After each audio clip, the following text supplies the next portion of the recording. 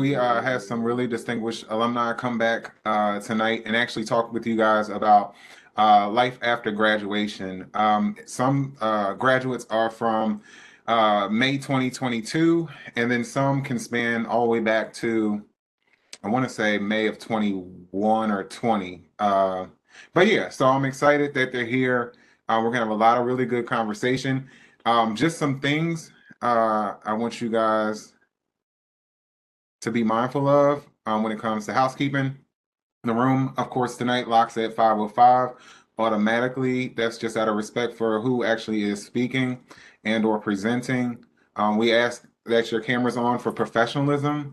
This is more geared towards students that are within the DSU CAS 1890 scholarship program. But it should really be for every DSU student, right? Because if we were in person and we had guest speakers, we wouldn't be turned back to them, right? We would be looking at them. So that's just out of courtesy. If you're within the College of Ag and you would ever like a background like the one behind me, all you have to do is email me and I will make sure that you have that and send it to you. It's really nice for you to be able to use it in virtual spaces that are related to things like internships, employment, things of that nature. If you could stay muted, I would appreciate that. Unless you are actually asking a question. And yeah, last, if you could either put your question in the chat and or raise your hand, I would appreciate it. I'm gonna actually ask Azure Patterson if she could monitor the chat. Um, but let me get to, oh, just some different updates. Our next Empower engagement for 2023 is the faculty staff, their take on academic strategies for student success. So I actually have two professionals that work within the institution, one that came out of admissions, Miss Pia Stokes, as well as Dr. Terrell Holmes, who was the registrar for, well, was the registrar. And so they've had a lot of experience with working with students and not only providing access to the institution, but also helping students to degree completion. Then there's also my mentor, Dr. Kimra Jefferson Moore. She's coming in from A&T, as well as Dr. Antoinette Todd, who is a university seminar teacher within the College of Ag Science and Technology. So there'll be a lot of information for that. I am excited about that one. Then, of course, effective writing for emerging professionals. I'm going to co-present that with Ms. Troy Darden, who is our information coordinator within the college. Then, of course, we have conflict resolution in professional spaces, emotional intelligence part 2, which will be March 28th,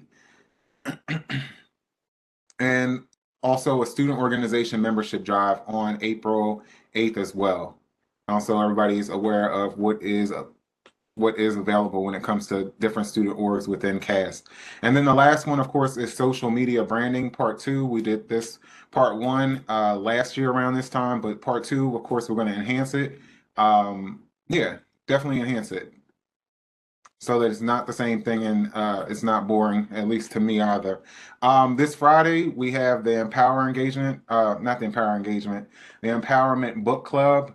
Yeah, so this is our second time meeting. You don't necessarily have to purchase a book unless you are a scholar with the DSU CAS 1890 scholarship program. Then you do need to purchase a book. I do need to see the receipt just to make sure that you are participating in the book club to get student engagement credit. But for the general body of students from Dell State that are attending, you do not necessarily have to purchase the book. This is the book. Well, it's actually up here as well. Stop Overthinking. The reason why I say that you don't necessarily have to purchase it is because I'm also reading it with you and creating notes and PowerPoints. So yeah, no matter what, the information will be covered, and it's really for a lot of a lot of conversation between Dell State students on overthinking as well as anxiety. So we're going to go right into it. If you are attending this Empower engagement for attendance, the survey I'll pull up at the end, which will probably be around 5:50, between 5:50 and 6 o'clock, to present you with a QR code as well as the link.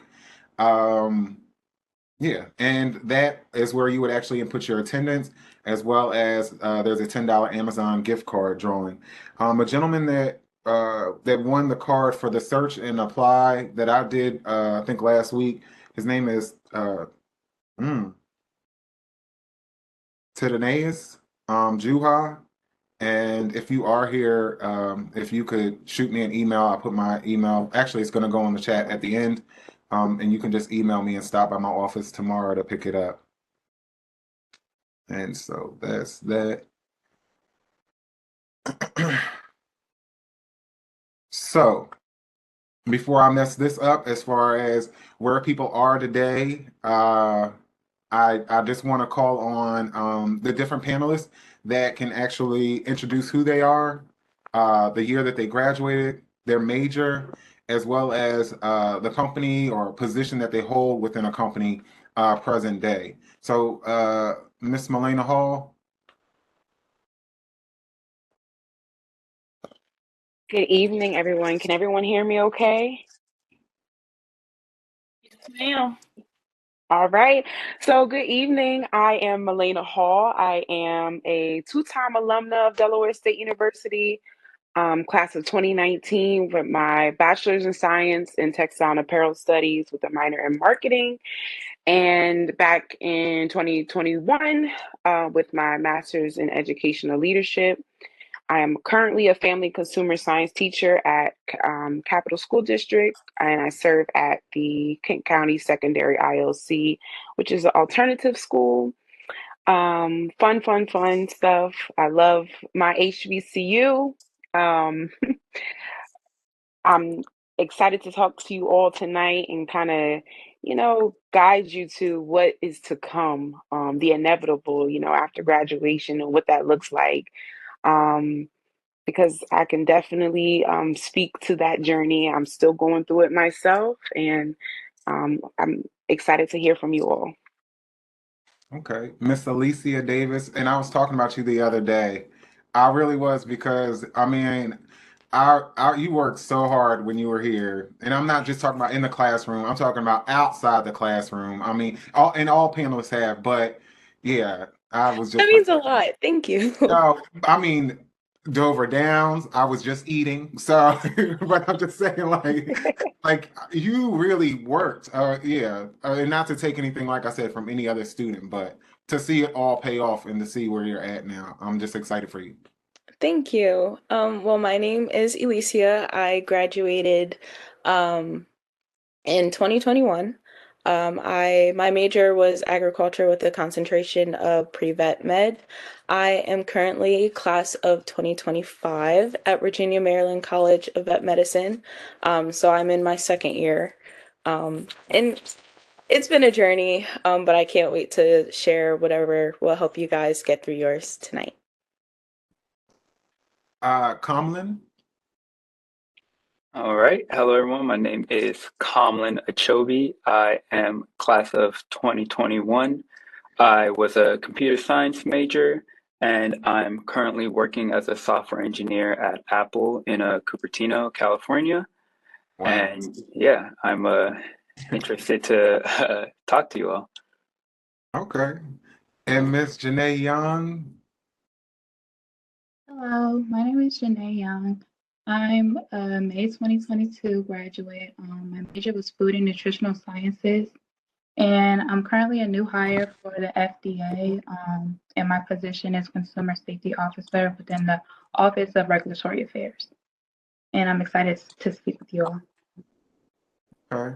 So I'm really just gonna jump right into it. But one of the things that I think that I've always said when I work with students is once they graduate and they cross that stage, those that are prepared and even those that are not prepared, they always give me this look like a deer in headlights, like it's really about to happen, and it does inevitably. So I'm wondering, and I'm relating that because there's definitely a shift, right? And so, Janae, when did you know that there was a shift and that college was no more, and now is the time to really grind? So I would say around the end of August, like beginning of September, because usually that's when I would be preparing to go back to school, like back to school shopping, everything. So realizing that I wouldn't be doing any of that, um, really prepared me to like focus in on my career. Okay. Miss Melena Hall, you had a totally different experience, right? Because you were also transitioning into being a full-time employee here at Dell State, but still, when did you feel that shift? I would say, just like Janae said, that Sunday, they call August the Sunday of summer, and you realize, oh, it's getting real. I'm not going back to undergrad anymore. I'm going on to my next chapter. And what was different for me is that I actually went straight into my master's program. So, I had to mentally prepare myself for that. What does that look like? I was used to doing stuff in undergrad, but now I'm taking master's levels courses on top of a full-time job, on top of being in a sorority, on top of every other extracurricular activity that I had to do. So I would say around that time it started to hit. And of course, when those bills start coming, you got to start making some money and health insurance, all that. So it's definitely, I would definitely say August. How did you hone in on what you could or could not do with extracurricular anymore? Because sometimes some people aren't able to really have that time management and or prioritize. So how were you able to the extracurricular, what is it that you were able to keep and or let go? I think you really have to find your rhythm in terms of what to kind of cut back on and really buckle down on, because again, you don't have, I don't say you won't have the support you do in undergrad, but it's a lot more independent on you when you're going into a higher level position in the working field, or if you're going back to school. So I would say just really, like, if you have to buy a planner now at this point and actually use it, you may have to actually do it. Because I used to be the type of girl like, oh, this is cute. Let me buy it, use it for like the first month of January and never use it again. So, like, I really started making a schedule for myself. And my health was a concern for me, like making sure that I was eating cleaner, going to the gym, and all of that. Like, it gets real. And this is not to scare you at all, but just to kind of get you more aware of, your responsibilities, because you may be in a situation where you're the most independent where you've ever been in your life. Like undergrad, you have support. Like I had Dr. Meredith. I used to come to his office. He always had something, some food of some sort. And like in grad school, my classes were in the evening. Nobody's on campus. And now I'm in my doctoral program, and my classes are on the weekends. So like you really like are on your own and kind of figuring it out. So yeah, But just okay, finding your way. so Comlin, what about with you? Because going to Apple has to be extremely intimidating as far as a shift from coming from the East Coast, then Yeah. going somewhere that's completely. Yeah. It was definitely a shift moving across the country, and having to figure out a lot of stuff on my own in terms of like housing and all that. But one thing where I realized the shifts came in was I was in this pattern where during school, we'd have the school year and then I'd do an internship for 3 months. I'd come back for school and do an internship for 3 months and graduated and I'm working and 3 months go by and it's like, well, now I'm not going back to school. Like I just gotta keep staying at this job and do what needs to be done. So that's when it really was like uh it hit me that it's like, okay, 3 months pass, 4 months pass, 5 months pass. It's no longer do a little bit of work, go back to school, learn some stuff. It's um sticking with your job and keep it pushing. Okay. So one of the most popular majors on the on the agriculture side of the college is pre-veterinary medicine, and we have a lot of pre-vets on the line. So that's why I saved the last for Miss Davis. And so Miss Davis, yeah. So for you, what was the shift like? And then because your situation is totally different, right? People don't always think that a vet is a medical doctor, but you literally are a medical doctor. So there's a lot of training. So not only can you talk about the shift, but also like the strategies, the techniques that you applied to transition from undergrad to vet school. Um, the transition, It was more so exciting for me because, like, this is something I've always wanted. I think it really hit that, like, hey, this isn't undergrad, this is a professional. I'm sorry if you hear my dog in the background. But like this is professional, was probably like the first week of lecture. It wasn't, oh, I have two lectures today, oh, I have one lab. It was, I'm at the school from 8 to 5 all day, every day. My schedule is getting a little light now. I start surgeries, so it's like some days I don't have anything at all. But it was more so I struggled with studying. Undergrad, it was like, I'm going to class, I can review this before a test, I'll be good. It wasn't like that here. So it was definitely I was trying to find new study techniques, while also like learning to be on my own and still having to pay bills, and which, don't get me started on bills. But it really hit like the first couple of weeks I started classes. Um, it's just a lot of material that's thrown at you. Um, Sometimes like you get that imposter syndrome. Hmm. So that hit working through that. But yeah, I think my transition was just, it's school, but it's more academically challenging for me. Hmm. So that's when I realized it had hit. But you'll work through it if you know it's something that's meant for you. So I'm curious as well with Miss Young. I mean, going into the Food and Drug Administration is extremely impressive. So, are there any there's a shift from college to employment? Are there any now I don't want to say hiccups, but are there any challenges that you might anticipate going in and or techniques that you're going to utilize to take away, the edge? Thank you. So basically, yes, there are a few like I guess quote unquote bumps in the road. I would say that it's very important to practice patience. Anything, not just for the Food and Drug Administration, but I would say any federal level occupation will probably take months for you to actually get onboarded. Just to give you like a timeline, and I haven't even started yet. Like I haven't gone in person to start training yet, but I applied for the position I have at the end of September.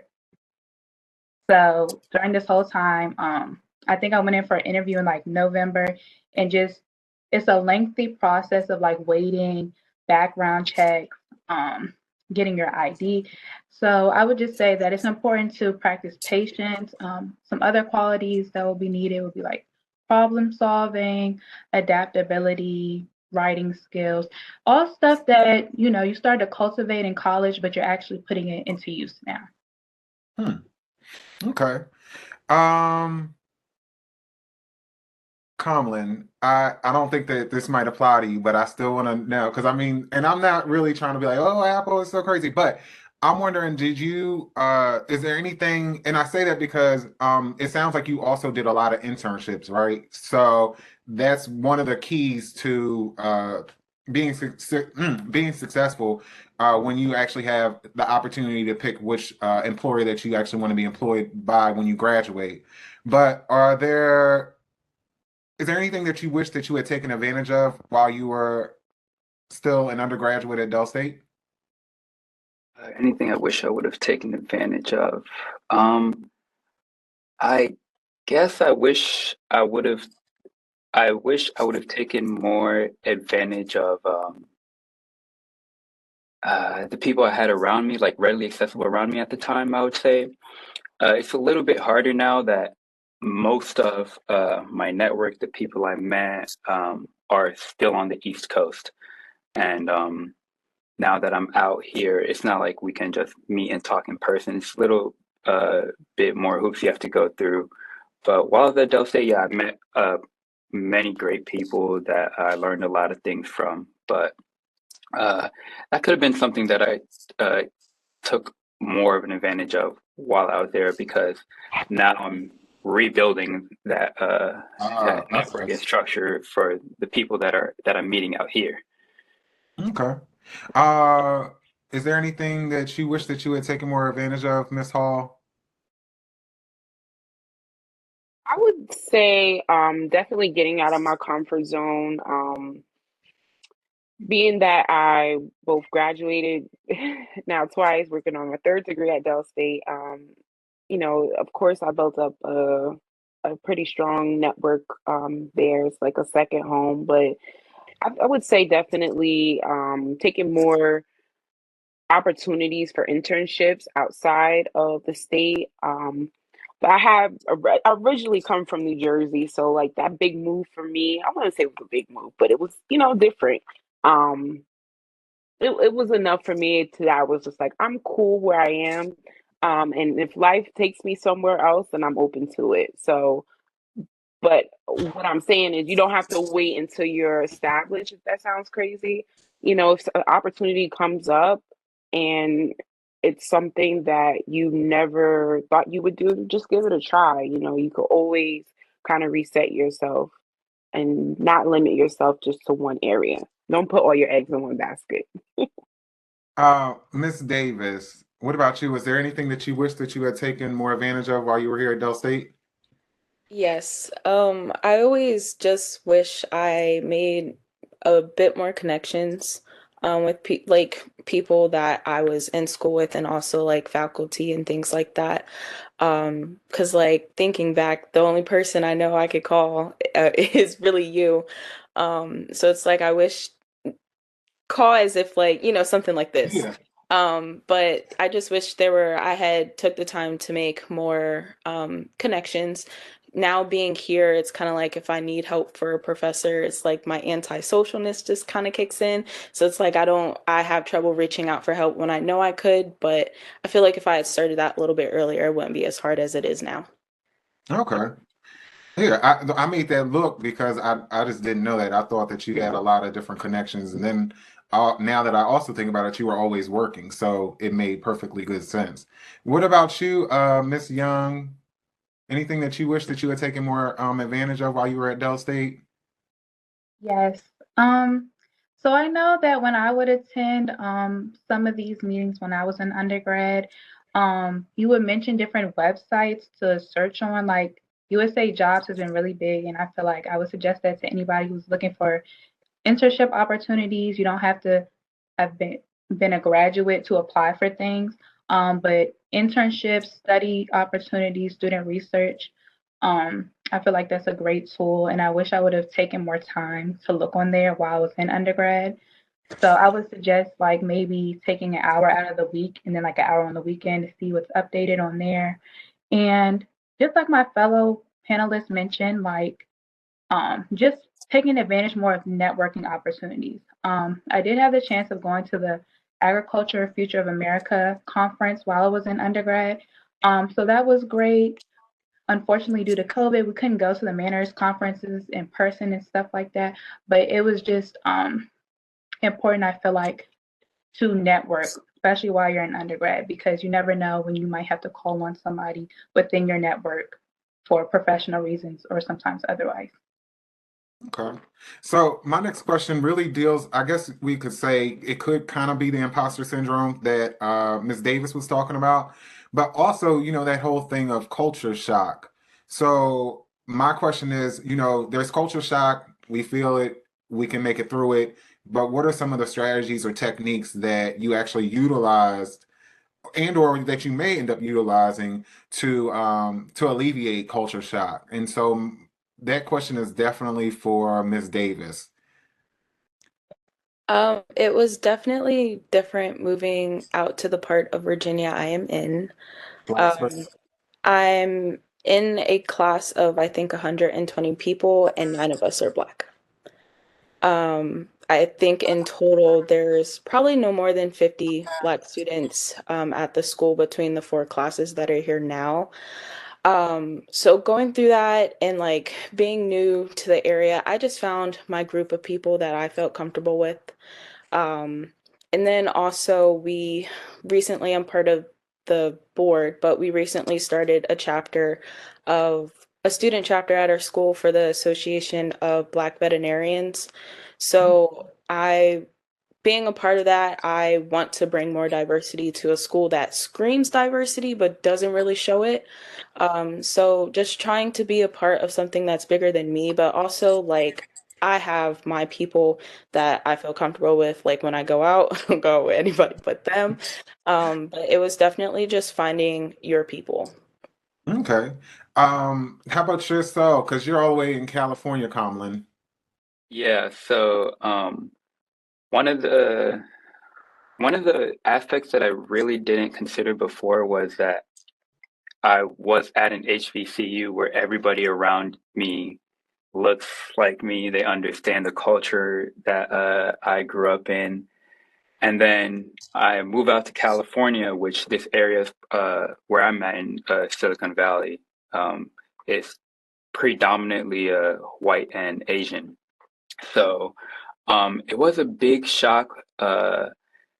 I wouldn't say it was a big shock. It was something I was expecting. I had known that the area was going to be like this. But one thing to help with this was my roommate and I, who was also working at Apple, and I met him through the internship. We just like got a chat together, started finding HBCU graduates that also moved out to the Bay.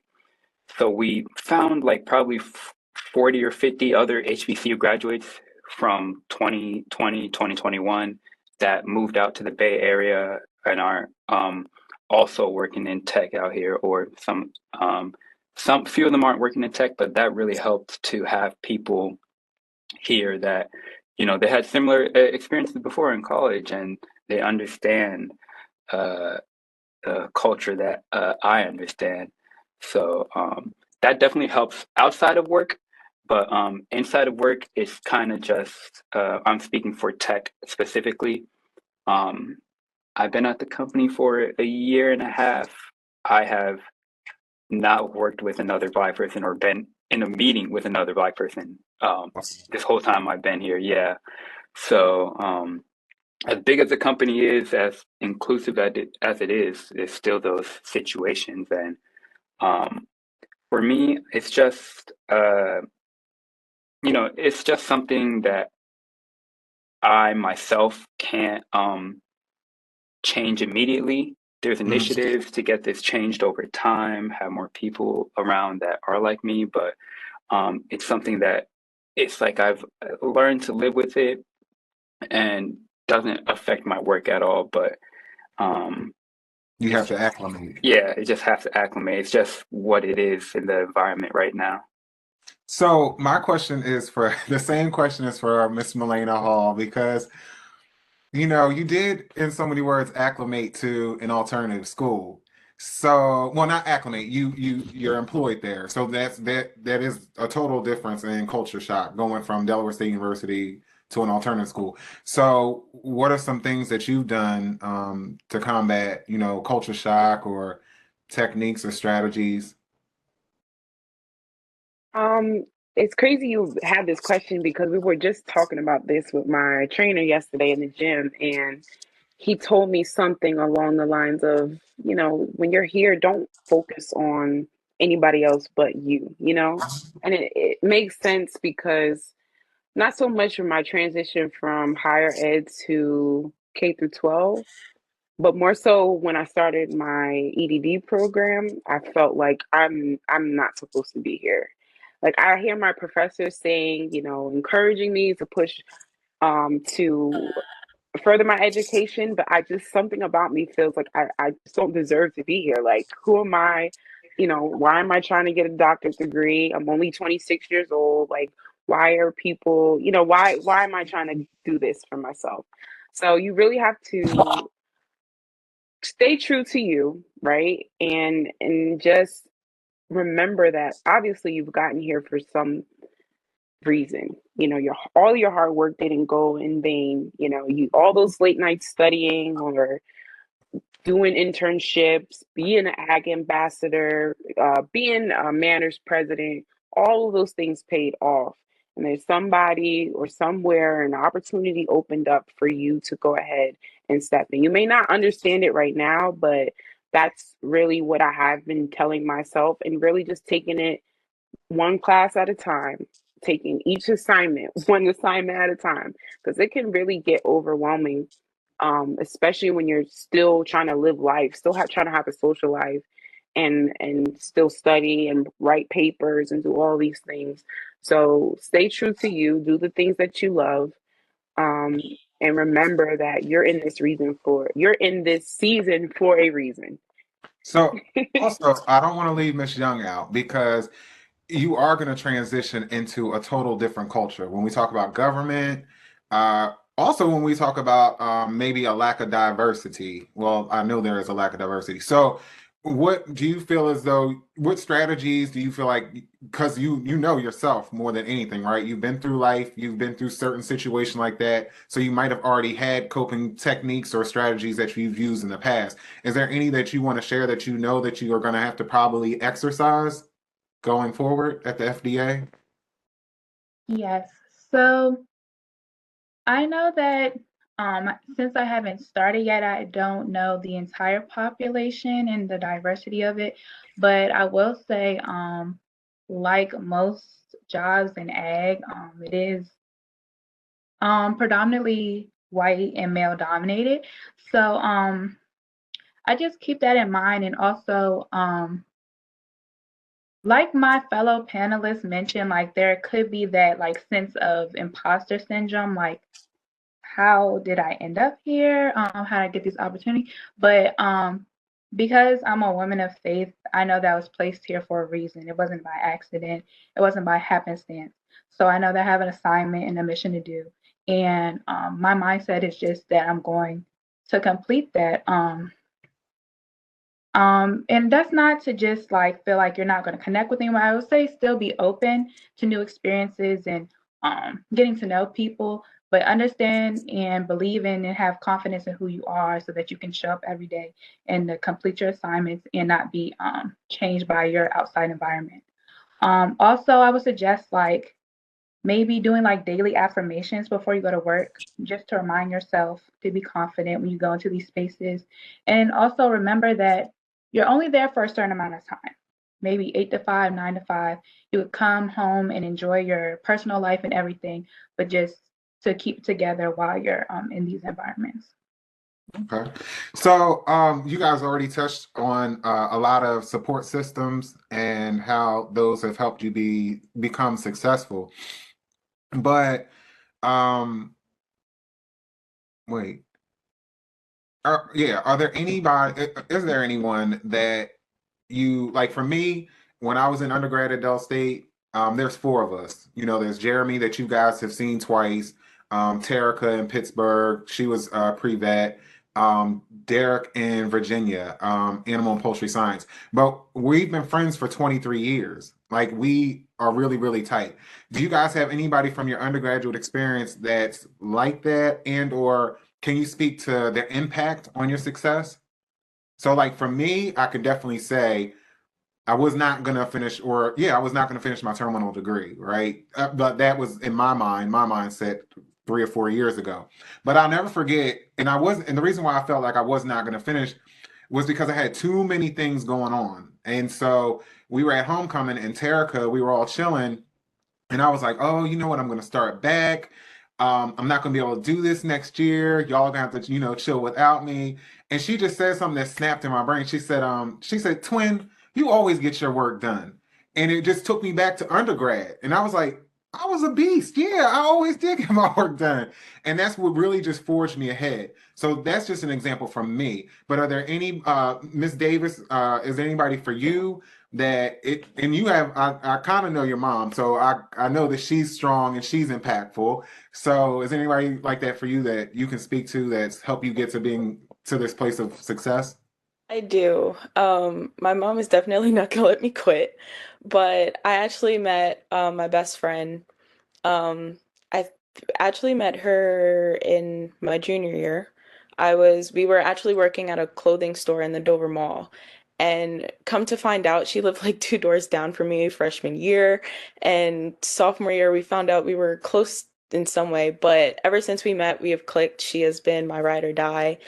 And before she like really, really knew me, and those when I have those moments of just like I want to quit, she'd be like, "Do it." But now that like we're paper and freaking glue, and we're always with each other, just like recently, last week, I was having a moment, and I'm just like, I don't know if this is for me. And she's just like, you have 2 years left. You got it. Like, this is the only thing you've been working towards for in school for forever. So she's definitely like my friendship support system back home. And whenever I'm distraught, sometimes I'll end up calling my mom, but I call her first because she's also like, she's gonna give it to me 110%. Um, so we could have been friends since freshman year, but we met our junior year. And she's been my ride or die since that I met from Del State. Okay. Janae, how about yourself? So there's been a few people I've met while I was at school, who helped me along the way, including yourself, Dr. Meredith. I'd say my roommate from school is one of the people I would talk to most, from Delaware State. But I would say I lean on, really my family, in particular my mother and my, older cousin. Um, they've always like kind of been my rock, especially academically. These are people who will sit with me, review over questions like preparing for interviews, help me go over applications, go over my resume, and just really pour into me, as well as my friends are really inspiring to me. One of my best friends currently works for HarperCollins, like the Hmm. book publisher, and Publishing. that's and my other friend, best friend, she works for the District of Columbia public school system as an educator. So just also having people around you who inspire you could kind of propel you forward. So I would just say right now is the time for you all to kind of draw close to your support system, because you'll definitely need them in the future. And don't be afraid to also be that support system for someone else. Wow. Comlin, how about yourself? I know you spoke a little bit about wishing that you spent more time with your network while you were at Dell State, but impactful? Yeah, I would definitely agree that the people that you have around you are very important because a few things I can think of, like my roommate as well. He was my roommate even before freshman year. We came out for a summer program for the track and cross country team. So he's been my roommate all throughout college, and um, also very inspiring. Like he was also doing internships every summer. Like, oh, where you going this summer? He's like, oh, I'm at the FBI. Oh, that's so cool. Like, Wow. let me try to get in a cool place. Like people who live right down from me, like that Corbin, my one of my close friends, Corbin Weatherspoon, Joe Alvar, who are doing things, president of orgs. They're like, come out and join the org, like, so you can be a part of these things that we're doing that really like made me do things that I normally wouldn't have considered doing. Like I wouldn't have gone out myself like, oh, I want to come and join uh your organization, which was he was doing Mocha at the time. Oh, wow. Um yeah, and he was like, yeah, you should come out, join, see what we're about, see what we're doing. And it got me to meet a lot more people around campus, doing events, helping out. So that was very important to me, and I still keep in contact with them as much as I can now. And Miss Hall, impactful individuals. Yes. So I'm gonna take it back because I don't think Delaware State has had like sleepover NSO in years. Yes. But when I came from high school, first of all, I wasn't even going to go to Del State. I had a whole situation. I wanted to go to Hampton. Long story short, I ended up at Del State. Paid my deposit, went to the last NSO, and we were playing a game in the MOK, and I was literally paired with the girl that I roomed with that night. And then later on at the party, I met another girl, and we are inseparable, have been inseparable since that day back in 2015. And I think the beauty of it all is we had real fun together. We were all broke together. We're very much so like-minded and working towards a goal, working towards graduation. One of them actually became my line sister. So when I say like it became family, like it gets real. And they say you make your lifelong friends in college. They never lied because you are really becoming your authentic self, and it allows you to create authentic relationships. The only advice that I have for you all now, though, is once you start getting older and start developing lives and starting families of your own, is just to still try to check in, and that's something that that's a goal for me for this year is just to check in with them. Because one of my friends lost her mother last year. You know, it's hard. Like we still have to go through life and not seeing them every day. Like, hey, you want to go to Conrad together? You know, now it's like, hey, I'm gonna come out to your city for the weekend and we'll spend some time. So making sure that you guys get a chance to reconnect, and it will pick up just like you guys were just with each other last week. So I think it's important and cherish those friendships forever. Okay. So this is the last question, and then we'll open up to students for a Q&A. And you guys really have kind of answered it, but it's a last chance to still get any point across that you feel as though needs to get across. So what is your greatest advice or wisdom that you can impart to a future Hornet? And we'll start with Kamlin. Uh, I guess I'll go with something that I tell a lot of undergraduate students that I speak to. Now, this is specifically pertaining to what you want to do after graduation. I've met a lot of people that um, have gone through school. You know, they like what they're learning, they enjoy it, but they never really applied it. They never had experiences in the workforce when it comes to what they're learning. They get to their job and they realize, oh man, this is not like how school was, what I was learning. This isn't really what I wanted to do. So, um, what I try to say is like the best advice I can give is in any way you can, try to have an experience of how life is working in your field actually. It's not the same as what you're doing in school. School will give you the basis to accomplish what you do when you get to your actual job position. But if you can, try to get any experience you can working in the field that you want to work in. So you don't go in surprised and questioning everything you've done in the past however many years you were in college for. So that's a one advice I always make sure to give. Janae? My advice would be to make sure that you all do your work and do it in a timely fashion. Go to class and understand that all of these lessons that you're learning in school, even if you feel like it's boring, you don't like the class or whatever, understand that these are just methods that are teaching you skills for the future. You're always going to have to complete an assignment. You're always going to have a due date, and you're going to have to be consistent in anything that you do. So take these lessons seriously.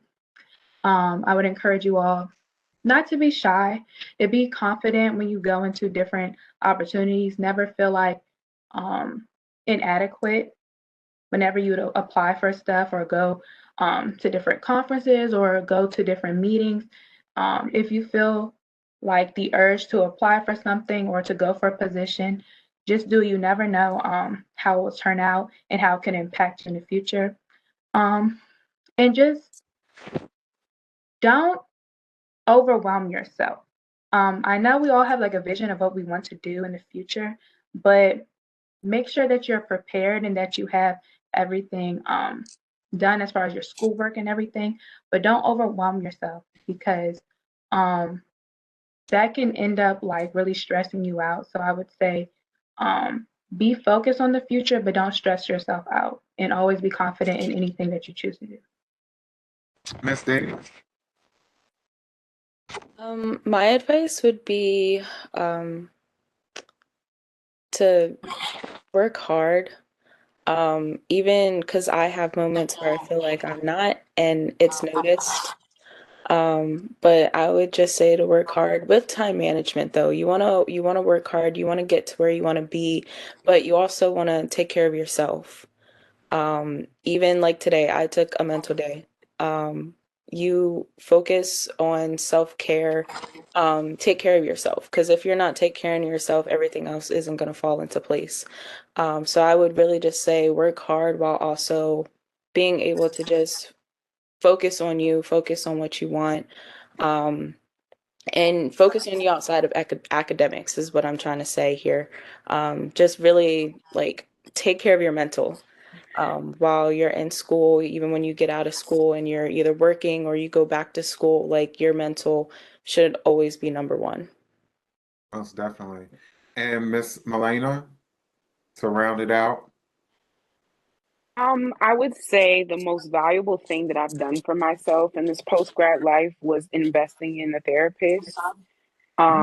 Because you may not think, is anything wrong with you. You're not saying you have to have anything wrong with you to talk to somebody, but just getting some things off your chest really help you kind of understand things. And when I think of my career, I always like to think of my life's work, and that's what people will say I've accomplished once I'm no longer here on earth. So if that's helping people, inspiring people, educating people, I always try to make sure that I'm working towards that goal and majoring in the minors, taking care of the small things that work and build up towards my life's work. When it's all said and done, I want to be known for doing XYZ. So if that's studying harder or taking care of myself, try not to get in the mindset of making it a chore, but rather saying to yourself, I deserve to eat healthy because I deserve to have a healthy body, or I deserve to study in this situation. I don't have to. I'm not going to just study. I deserve to study because I deserve a quality education. And I'm going to take um, this generation and take it a step further than my parents or anybody who's come before me. So I think those are all important in just shifting your mindset towards your goals. So you're purposely intentional or intentionally purposeful. Absolutely. Okay. Or I put on my thing purposefully driven. But those are all really good points. Yeah. So students, does anybody have any questions for the panelists? None? Azure has a question. Okay. Hi. I'm so Hello. glad you finally fixed your face. Oh yeah, Because of for a course. minute, I saw you over there, but I'm not gonna say when you did it. But go Um, ahead. but my question is for Ms. Davis because, as Dr. Meredith knows, I'm a pre-vet major and I'm in my junior year. So my question is, when did you start applying for vet school? I believe it was during COVID. I was actually between I'm sorry, I'm trying to remember. You're fine. I think it was either in 20 I think it was fall of 2020. yes. Because I found out my acceptance, I believe, that January of 2021. So it was due September 15th of 2020. But I will say I started on my essays super early. Like, because I was afraid that I didn't do enough in undergrad or high school for my resume or for my application to be like, hey, we want her here. So I wanted to make sure my essays were like top tier. I forget what the website is. If I find it, I can send it to Dr. Meredith, so he can send it to you.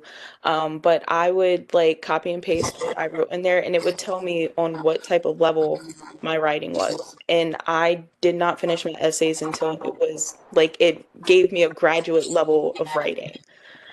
even though I was in undergrad. But I took so much time. It took me like 3 months to get my essays perfect. The way my draft looked nothing from my final draft.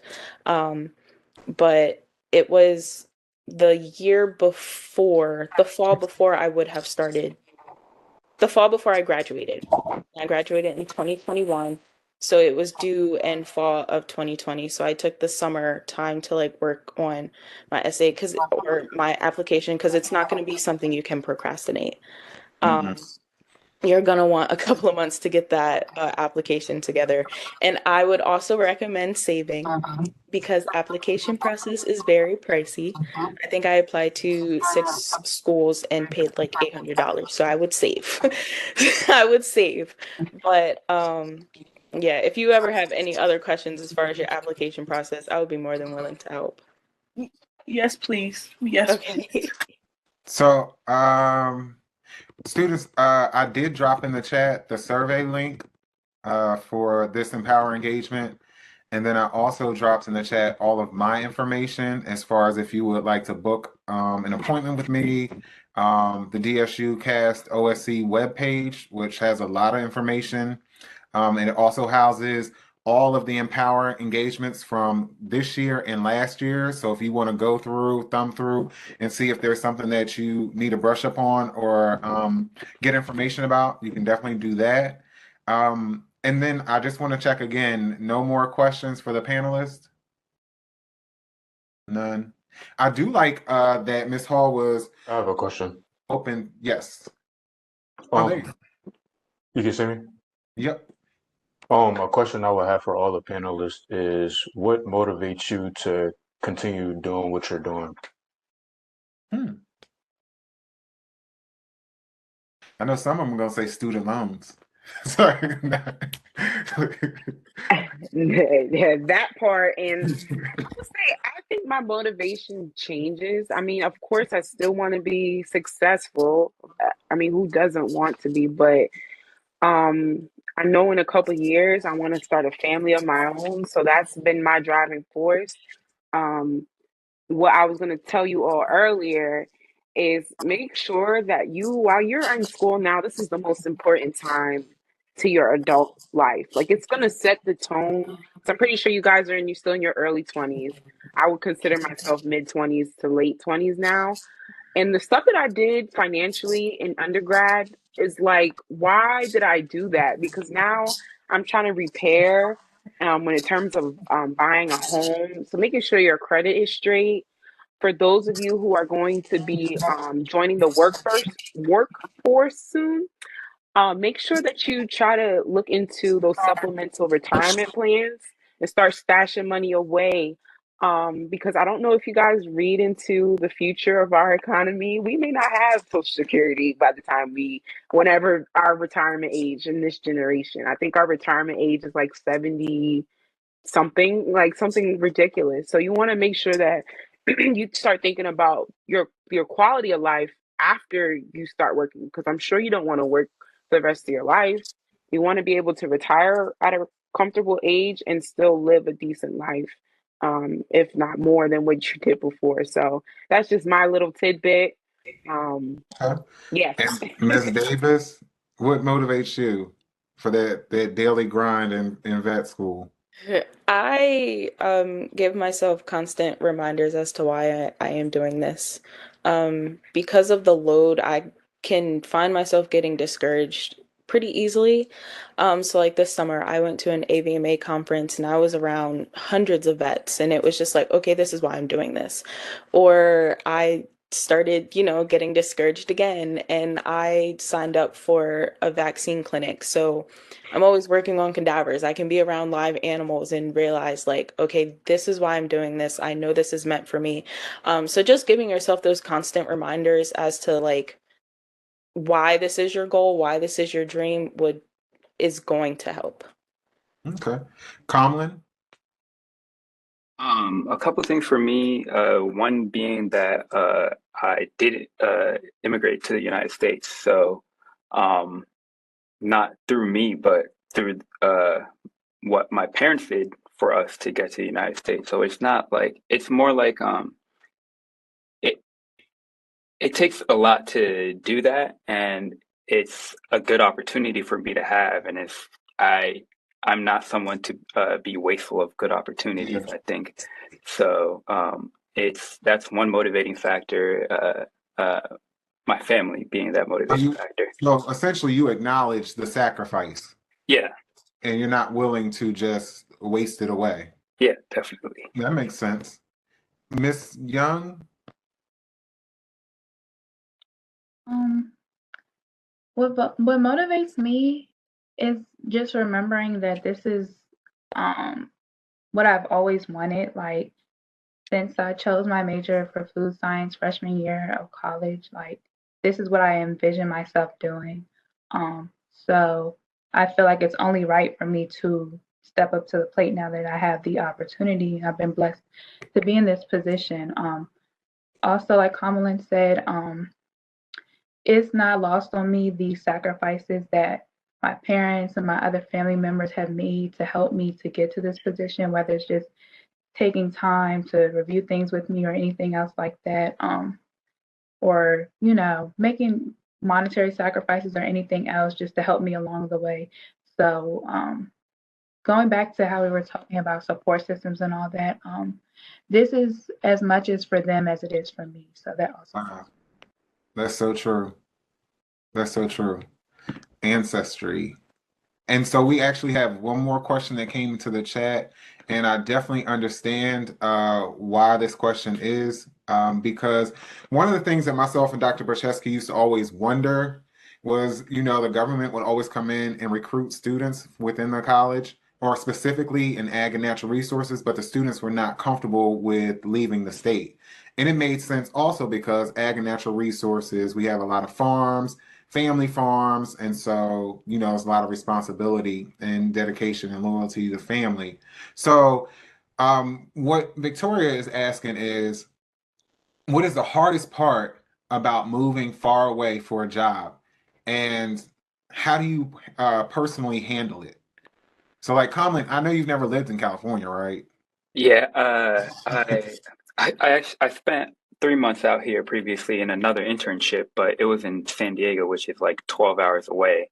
Oh So I wow. never been in this area, but it was the move itself wasn't too difficult. A lot of the stuff was handled by Apple for me, but the not the move itself, but the fact that I was like alone. Like I knew my roommate who I interned with, who also went to an HBCU, Prairie View, but besides that, I did not know anyone out here, and just having to have the idea of having to rebuild network, make new connections. It's a big effort that you have. At least for me, it's a big effort. Some people it comes naturally, making connections, meeting new people, but specifically for me, it was a big effort that I had to make in order to get that done.